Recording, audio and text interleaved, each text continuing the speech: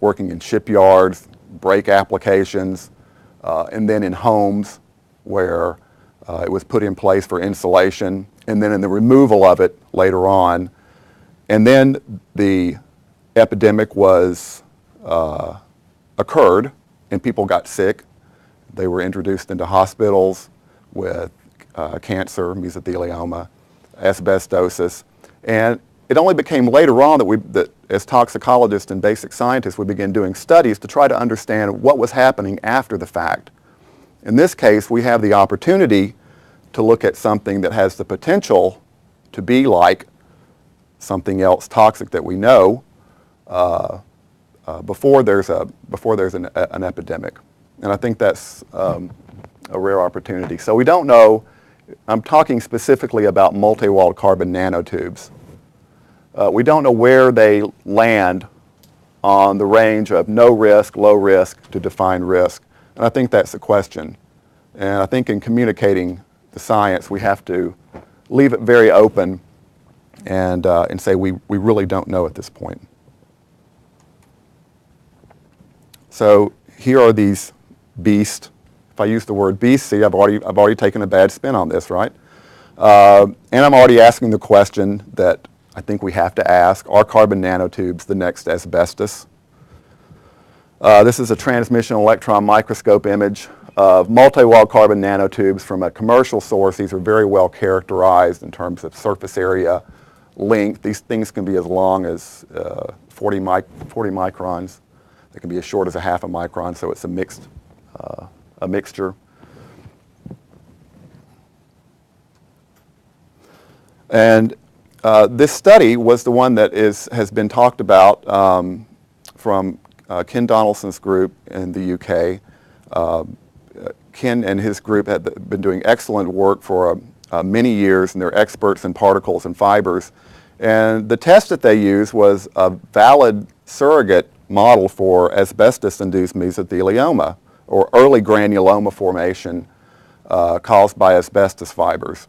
So a lot of people are asking, well, in this study, the nanotubes were injected into the abdominal cavity of mice. They found inflammatory lesions, granulomas, which are collections of macrophages and lymphocytes, on the diaphragm. That's the muscular wall that separates the abdomen and pleural cavity, or thoracic cavities, actually. Long nanotubes were more potent than short nanotubes. It's very important. This is a property shared with long asbestos fibers, and they used asbestos as a positive control, and they used short fibers, which didn't do much. And they also emphasized the need for inhalation studies. Altogether, it's a very solid study. It's very good. What most people don't realize is that this particular model for injecting fibers into the abdominal cavities of mice is a well-established surrogate model for determining pathogenicity of fibers. And the reason that it is because you can cut out the diaphragm of a mouse after you've done this, and it's a huge surface area. It's very difficult to do that with a lung. And you have a large surface area like the field to look at lesions. Now, the fallout was a little different in the press, and we've talked about this. And so I list a few articles that you can Google, nanotubes and cancer, and you can find all of these. These are the titles and these are the sources. So this is, I call, shaping public perception of scientific study, and then this is as far as I'll get into communicating things, and I'll get back to my science, so I'm really getting outside of my field here. But it was interesting to me because I followed the week or so after this came out. One is from the Washington Post: effects of nanotubes may lead to cancer, study says. That's fairly benign. New York Times: in a study, researchers find nanotubes may pose health risk similar to asbestos. So the asbestos keeps getting thrown in there because it was in the title of the paper. I took it out of my abstract, the latest abstract that I wrote. New Scientist: nanotubes, toxic effects similar to asbestos. And this is my favorite. You can find this waiting in the line in the supermarket. The Inquirer: carbon nanotubes cause cancer, not lung for this world. So they cut right to the chase and really give you the impression that we're in big trouble. So that's way on the other end of the spectrum. This particular article was interesting because I was actually quoted in it saying that carbon nanotubes really don't cause much of any lung inflammation or fibrosis. I was contacted by a reporter from the UK for New Scientist, and I was a bit naive, as a lot of scientists are.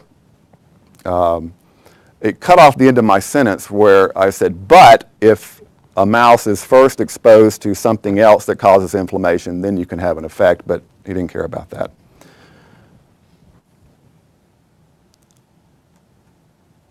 So we're doing inhalation studies with multi-walled carbon nanotubes in mice that, some of which are asthmatic mice. This is a pre-existing model of inflammation. Because one of the things our lab's interested in doing is looking at susceptibility issues to nanomaterial exposures. Not everybody that gets exposed to nanotubes are going to be healthy individuals. Some of them are going to be children. Some of them are going to be elderly. Some of them are going to have asthma.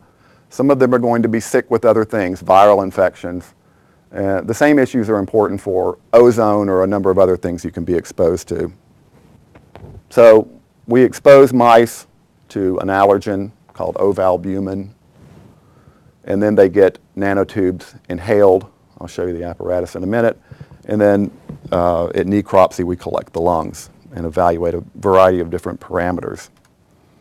This is an inhalation setup.